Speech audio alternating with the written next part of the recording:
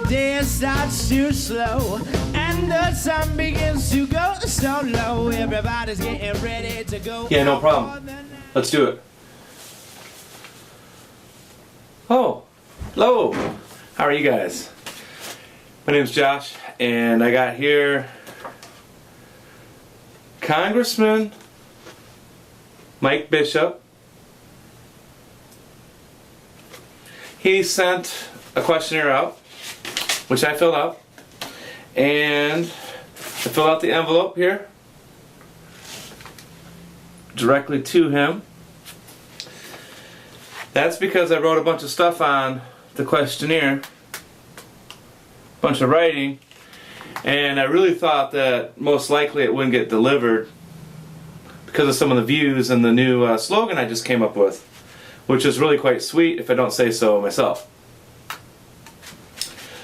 Okay, the concept is called Freeze for 5. Freeze 5.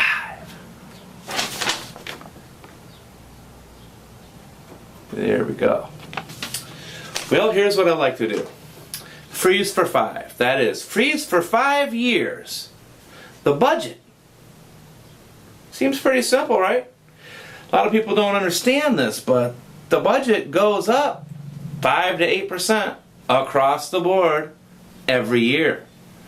So when they reduce that increase, say instead of increasing the budget 8%, they increase it 1%. When they do that, they act like that's a 7% reduction, when in reality it's not. So freeze for 5 years, the budget. Just don't add any net dollars. No net dollars, okay? So if a Republican president, or Republican Congress, or Republican Senate, or all three of the above, can figure some things out, cut the fat, shore up the good stuff, but keep the dollar amount flat, the same. The next thing, freeze for 5. All legal and illegal immigration. You heard me right. Both legal and illegal immigration needs to be frozen for 5 years. The reason why is because we need a census audit of how many, that is the total of all illegals currently in the United States. The 11 million is sorely low, my friends. If we gave amnesty to 11 million people, we'd have 45 million people, or 25 million people, or 12 million people apply. What would happen if 12 million applied? There's only 11 million spots? No. Everybody gets it. So we need to audit the amount of illegals we have. That way we can determine if we can figure out, and how fast we can figure out, how to actually integrate them into American society. You know what I'm talking about, speaking English, going to school, staying off the streets, not being a gang member, perhaps getting a job and paying taxes, that kind of thing. That's fantastic, and that's what we need. But before we can do that, we have to freeze for 5 all immigration and all illegal immigration, meaning that we can't start my plan, freeze for 5, until the border's secure. Obviously, as soon as that border's secure, zipper right down, we're talking 0 entrance. 0 illegal entrance. We can start the plan. The next thing on the list is freeze for 5 or eliminate within 5. But we want to freeze at the very least all the regulations and burdensome rules and laws associated with the Affordable Care Act, Obamacare. We can't handle it. Nobody can handle it. You can't handle it. I can't handle it. Here's why. Nobody knows this. It's ridiculous. Family of 4 gets Obamacare. Full subsidy. So the family's paying $312 a month. Normally they'd pay $916 a month, but they're getting, $600, $604 in subsidy, so they're paying $312. And this is firsthand. So I know this from firsthand, but it's not me, obviously, because I don't have a family.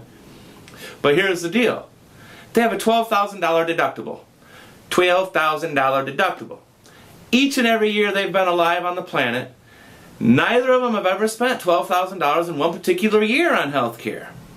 But now, in order to actually get their Obamacare and actually have the coverage kick in, and what I mean by coverage, folks, is, I like to use the word folks because it's begun being used primarily, in about 2008, 2009. It's a great number to appeal to the audience. But what we got here, folks, is a good old-fashioned robbery taking place. Now, if you want your Obamacare, you can go get your physical every year, including a blood test, and most likely a hold on to that blood test, which is basically a DNA database, just right there alone. And you got your prostate exam if you're over 40, and your breast exam, whatever the age is there, maybe 55 mammograms. And you got your pap smears and your gynecologicals. The gynecologicals, women need that, no big deal. But that's not a reason to make everybody sign up for Obamacare. That is not a reason. But nonetheless, that would be free. Under Obamacare, you would receive that for free. No big deal, you'd think. But if you have a family of 4, like my example, 2 parents, 2 kids, they're paying $312 a month. Johnny has a broken leg. He broke his leg in 7th grade football. He'll get back on the field in 8th grade football, but for now, he's got to go to the emergency room and get a cast and have his leg set. Well, that bill is going to be about $1,300.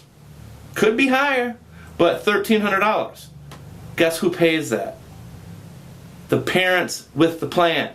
Yeah, they're paying $312 a month. They are paying $312 a month, but that $1,200 they have to pay because they haven't breached the $12,000 threshold. So what I'm saying is, if you don't spend, basically what Obamacare does, and they said, in their projections, they said it was going to be a great thing for America. And I could see why. Because the average family spends maybe, I'm saying average, we'll say $1,500, $2,000 a year on medical for a family of 4. I'm including dentistry in that. You got a 6th grader and a 8th grader, and you got to go to the dentist. You got you and your wife, you got to go to the dentist. You're spending $2-3 grand a year at most. But now you have to spend $12 grand a year before you get coverage. But more importantly, the $312 a month you're spending. $312 times 12. That's $4 grand. It's not quite $4 grand. Don't quote me on that, but it's almost $4,000. So what we have here is a net increase of a minimum of $1,000. They were normally spending 2 or 3. We'll call it 3. Now they're going to spend $4,000 at a minimum $4 grand because it's $312 a month. But then if they have to go to the emergency room, it's another $1,200, and they'll never get to $12,000 unless something catastrophic happens. One of their children, God forbid, they get leukemia, childhood leukemia. They have to go in. They have to spend a lot of cash. They have to do, it's insurance. Insurance is spending the money, and yeah, it's going to cost an arm and a leg all the way. No real family today can handle it. And no real family has handled it in the past. There's all sorts of people who have survived leukemia with the charity of their friends and family, not necessarily insurance or doctors. The doctor has a job to do, and his job is to help you get cured. But that doesn't mean, yeah, he helped you get cured, but that's his job. If I'm a police officer and I pull someone over and then I arrest them, say they got some pot in their pocket, or, maybe they have a unregistered weapon or something, however that goes down, and I arrest them. I'm not lauded all of a sudden as this hero for pulling this guy off the street because he was armed and dangerous. It doesn't go in the newspaper and, Officer Ray really did a really good, he just saved us all. He arrested someone that had an unregistered weapon, or he arrested someone with some pot in their pocket, and they were driving. He's so good. Let's hip hip hooray! Hip hip hooray! That's not how it works, because that's their job. So yeah, it's a thankless job. But you get paid well, you got good benefits, and you can retire early with a pension. Nowadays, that whole idea, get paid well, get good benefits, and retire early with a pension. We're losing that. To recap, freeze for 5. Freeze the budget. Don't add any dollars. Move the money around. Okay? Freeze all legal and illegal immigration. Freeze for 5. All illegal and legal immigration. Freeze and or eliminate Obamacare rules and regulations for another 5. There's no way we can handle this stuff. It's not going to work. It's not sustainable. I'm going to read this letter to end here, and I'm sending this to Mike Bishop now. He's my congressman. He actually initiated this correspondence with me, so I figured I'd help out as a constituent and do the best I could. Come on, man. It's time to get a handle on this government thing now. It seems to most in America that our governments, all levels, local, county, state, federal, are in a system of growth only. That's the design. This has led to productivity reduction across all levels. Per dollar spent, the government gets less when compared to per dollar spent in the private industry, many businesses. Why is nobody, and this is a serious question, why is nobody in charge of whether or not results are achieved? You don't see that position. I'd like to have a new cabinet spot in the government. Results czar. All he does is look at the budgets and the output of all the many government organizations and decide whether or not they achieve positive results. If they didn't, they're gone. Snip, they're cut. And once you start cutting that fat, you're going to have plenty of money to put into other things like roads and you know, I'm not talking about eliminating the government budget. I'm talking about just freezing it where it's at. Damn it. That's pretty simple to me. And the letter ends. Please, baby, baby, please. Fire people who are not productive and or do wrong deeds for political reasons.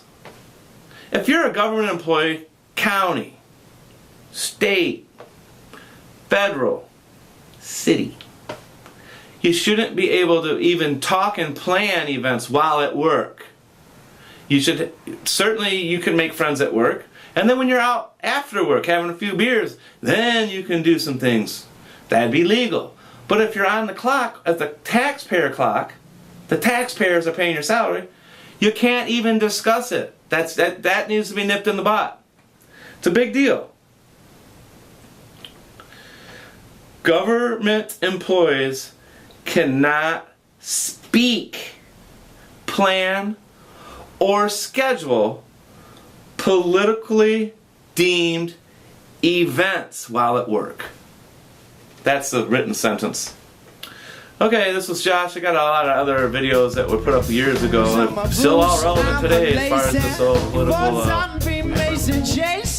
and you know her daddy told me that then he be so fly. I'm gonna rally up the boys, tell them to bring out all their noise, cause you know we're about to have a real good time. Well, I got change in my pocket, got coal in my pocket, I find a flip to my flop to make it drop.